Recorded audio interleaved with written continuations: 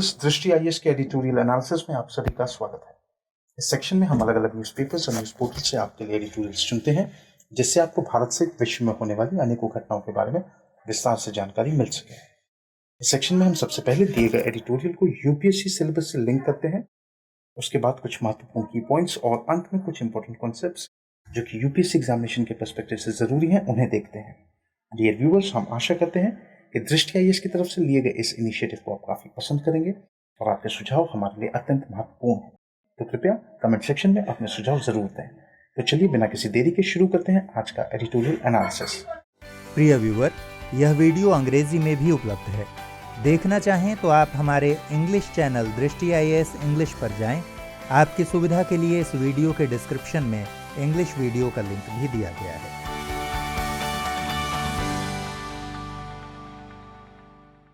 आज का एडिटोरियल हमने द हिंदू न्यूज़पेपर से लिया है, जो 18 नवंबर 2020 को प्रकाशित हुआ है। आज के एडिटोरियल का शीर्षक है फ्रेजाइल सीज़फायर। यदि आज के एडिटोरियल को हम अपने यूपीएससी सिलेबस से लिंक करें तो हम उसे जीएस पेपर 2, जिसमें सेक्शंस जैसे कि पॉलिटी, कॉन्स्टिट्यूशन, गवर्नेंस और मूलतः इंटरनेशनल रिलेशंस वाले सेगमेंट से जोड़ करके देख सकते हैं। यदि आज के एडिटोरियल को हम समराइज करें तो हम ये कह सकते हैं कि आर्मीनिया और अजरबैजान को युद्ध विराम बनाए रखने के लिए अपने विवादों के एक राजनीतिक समाधान की आवश्यकता है।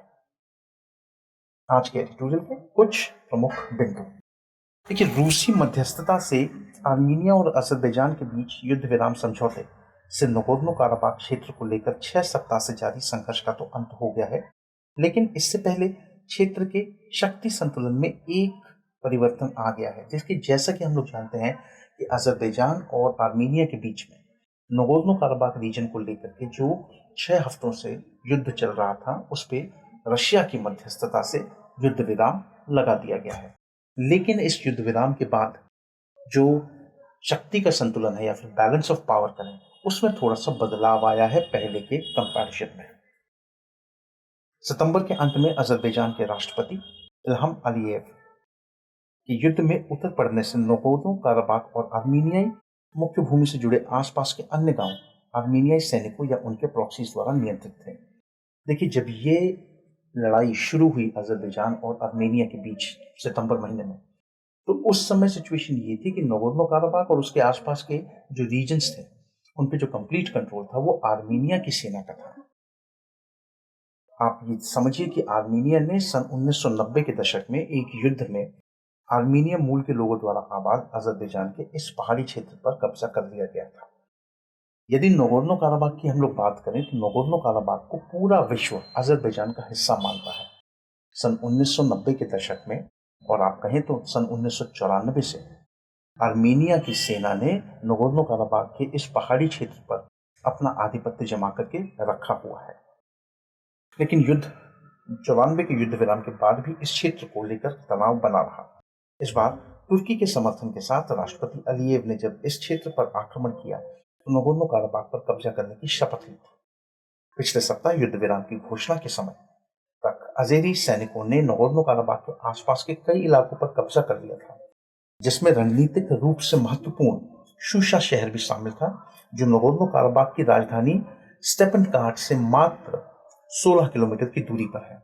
देखिए, सन 1994 में जो सीज फायर हुआ था इन दोनों देशों के बीच, उसके बाद अब ये जो वॉर हुई है सितंबर में, जो शुरू हुई है आर्मीनिया और अजरबैजान के बीच, जिसमें अजरबैजान को तुर्की का पूरा समर्थन प्राप्त था, डायरेक्टली रूप से नहीं, लेकिन तुर्की का समर्थन प्राप्त है, ऐसा सभी लोग जानते थे।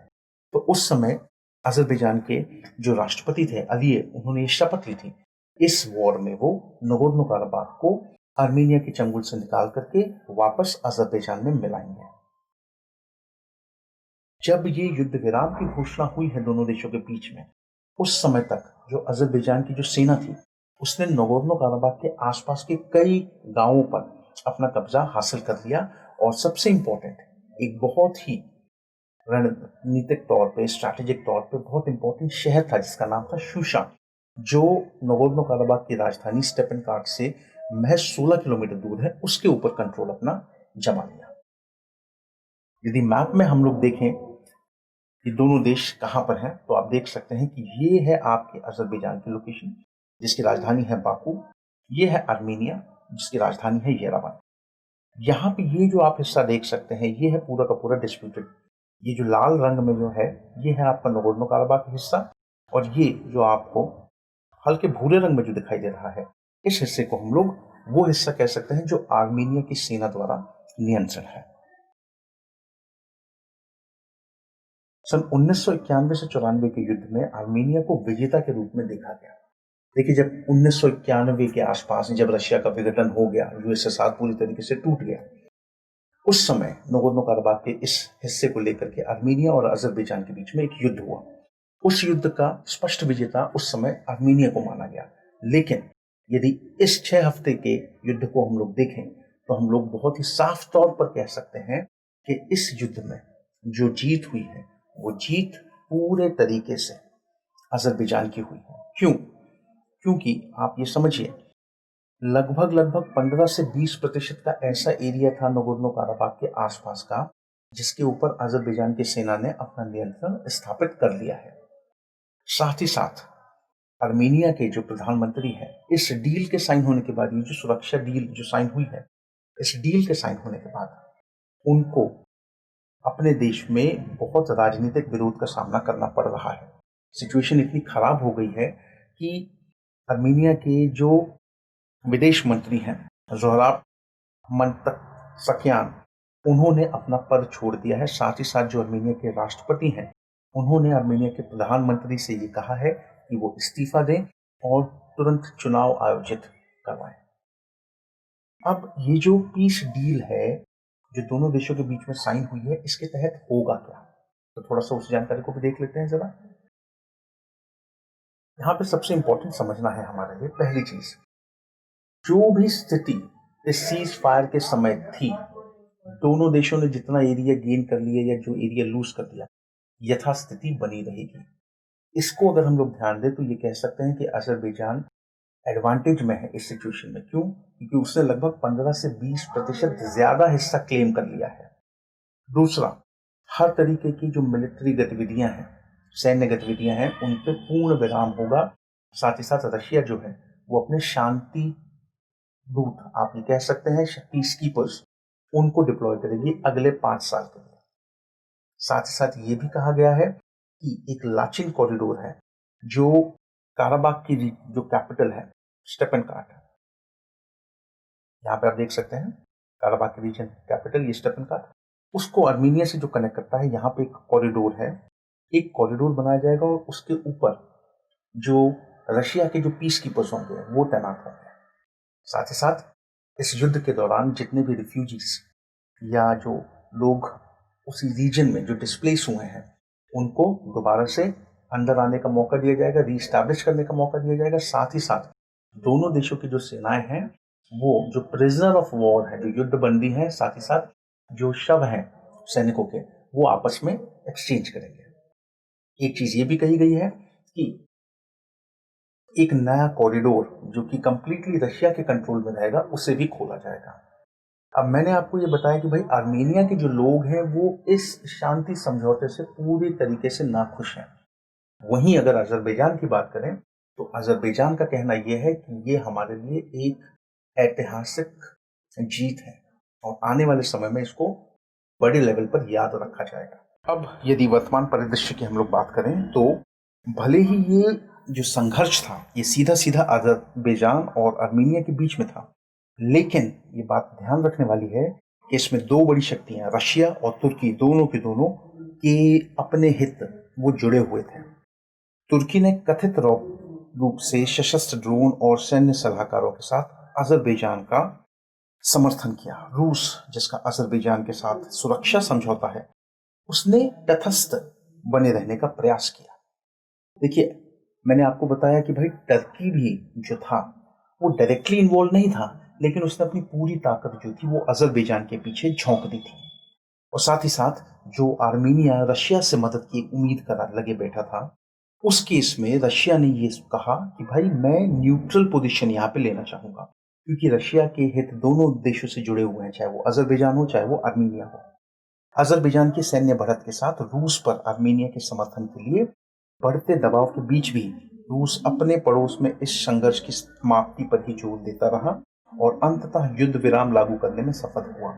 देखिए, रशिया ने शुरुआत से एक ही चीज पर जोर दिया, वो था कि दोनों देशों के बीच में शांति स्थापित हो इस मुद्दे को लेकर के। और ये सबसे गौर करने वाली बात है कि जो ये शांति समझौता हुआ है दोनों देशों के बीच में, इसमें इन दोनों देशों के जो नेता हैं उनके अलावा जो तीसरी पार्टी जो सिग्नेटरी है वो और कोई नहीं, व्लादिमीर पुतिन है। आर्मीनिया को कई गांवों और शूशा शहर से अपनी सेना पीछे हटाने के लिए बाध्य होना पड़ा। नगोर्नो काराबाख में उसकी हार टल गई।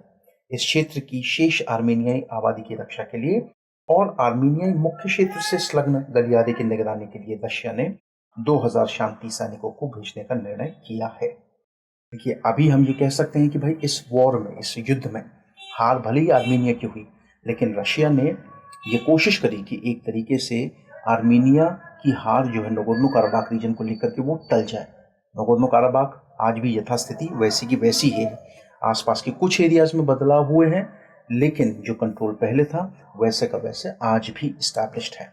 साथ ही साथ आर्मेनिया को सही तरीके से सुरक्षा देने के लिए और जो एक कॉरिडोर बनाने की मैंने बात करी, उसमें रशिया ने कहा है कि वो अपने 2000 शांति सैनिक वहां पे डिप्लॉय करेगा, जिससे आर्मेनिया और आर्मेनिया की जो जनसंख्या है उसकी सुरक्षा की जा सके। आगे का रास्ता, जबकि युद्ध विराम ने इस क्षेत्र में रूस के प्रभाव को पुनर्स्थापित किया है, इस युद्ध का शुरू होना स्वयं में इस बात का संकेत है कि रूस के पड़ोस में उसके प्रभाव में गिरावट आई है। तुर्की ने न केवल मॉस्को की इच्छाओं के विरुद्ध एक युद्ध छेड़ने में अज़रबैजान की मदद की, बल्कि यह भी सुनिश्चित किया कि संघर्ष में अज़ेरी ही प्रबल रहे।